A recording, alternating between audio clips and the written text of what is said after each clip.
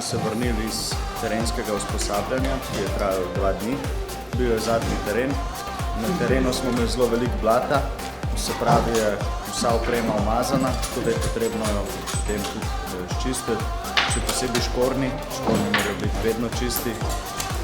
Treba je celotno orožje razstaviti in vse ščistiti in naoliti, da je primerno vzdrževano.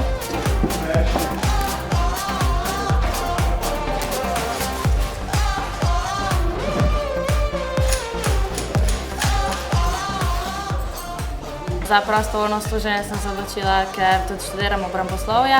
Zanimala me je teorija preizkusiti v praksi. Po uspešnem zaključku prostovoljnega služenja vojaškega roka se bom pridružila prostovoljni rezervi.